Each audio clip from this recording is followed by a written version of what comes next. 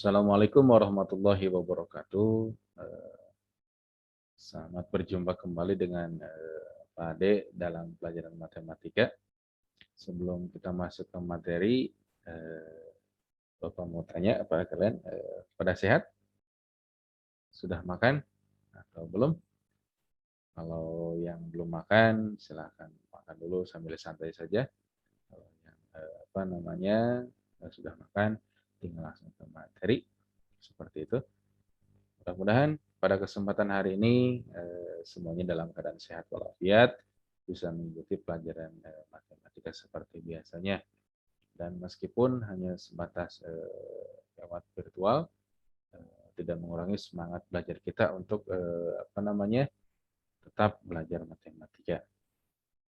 Langsung saja anak-anakku yang Bapak banggakan, ini Bapak akan meng-share untuk materi hari ini. Nah, ini tentang koordinat Kartesius, itu bab kedua ya. Kalau nggak salah di LKS itu halaman 12. Bapak akan jelaskan dulu seperti apa koordinat Kartesius dari mulai pengertian dan cara membuatnya. Dan insya Allah jika sudah beres kalian boleh menyalin daripada materi ini kemudian ditulis. Jika sudah beres ditulis, langsung fotokan dan kirim lagi tugasnya ke GC dalam bentuk file, boleh JPG ataupun lewat PDF ya, seperti itu. Langsung saja anak-anakku yang Bapak banggakan, pada kesempatan hari ini kita akan membahas tentang koordinat Kartesius ya. Nah, koordinat Kartesius ini atau disebut juga dengan koordinat persegi panjang, ini dikembangkan oleh seorang filsuf abad ke-17 asal Prancis bernama René Descartes. Ia membuat sebuah sistem koordinat yang disebut dengan CART, yaitu diagram Cartesius atau Cartesian namanya itu. Kemudian koordinat Cartesius ini apa sih pengertiannya? Koordinat Kartesius ini merupakan sistem yang menetapkan setiap titik di dalam bidang dengan serangkaian koordinat numerik yang bisa ditentukan jaraknya dari kedua sumbu, yaitu sumbu X dan sumbu Y. Simpelnya, koordinat Kartesius itu digunakan untuk menentukan posisi titik pada bidang koordinat. Biasanya untuk menentukan koordinat ketika di kapal gitu ya, kita tidak akan mengetahui kalau di tengah-tengah kapal, tapi biasanya dengan menggunakan koordinat Kartesius itu bisa. Kemudian untuk mengetahui target musuh, itu juga salah satunya menggunakan koordinat Kartesius. Baik anak-anakku yang Bapak banggakan, kita lanjut saja. Cara membuat koordinat Kartesius itu seperti apa? Langkah pertama untuk membuat koordinat Kartesius adalah dengan membuat garis bilangan. Ya, kita buat garis bilangan. Yang pertama itu horizontal dari kiri ke kanan, yang mana yang ini? Dari yang merah ini, kemudian sampai ke yang biru ini, ya. Nah, garis yang horizontal ini dari kiri ke kanan ini kita ini namanya sumbu X ya, sumbu X. Kemudian yang kedua kita buat lagi garis dari atas ke bawah ataupun dikatakan sumbu vertikalnya ya. Nah, ini dinamakan sumbu Y.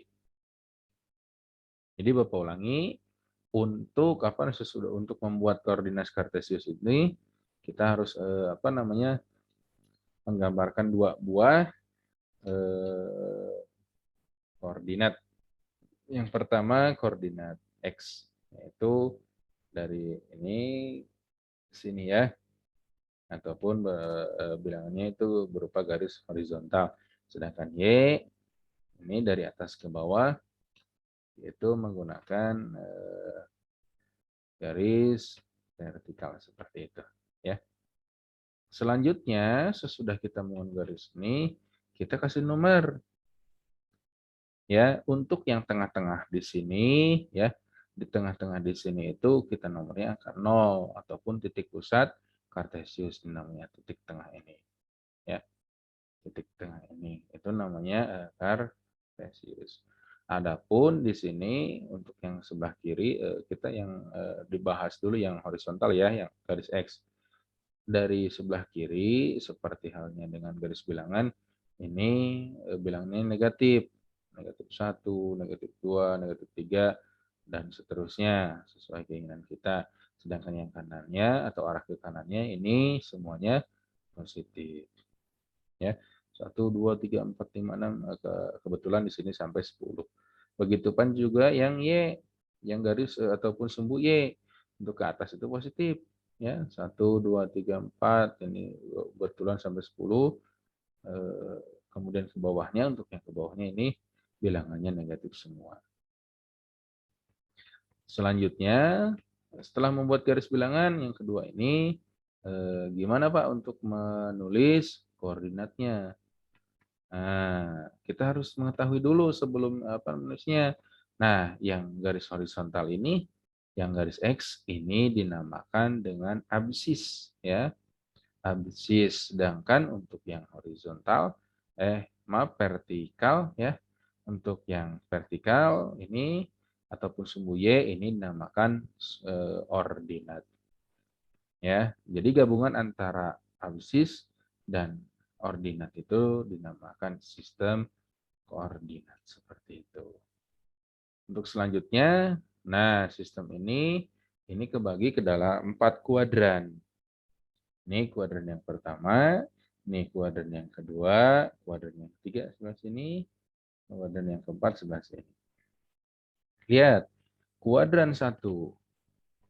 Kuadran satu ini apa namanya? Lihat posisi X-nya mana nih?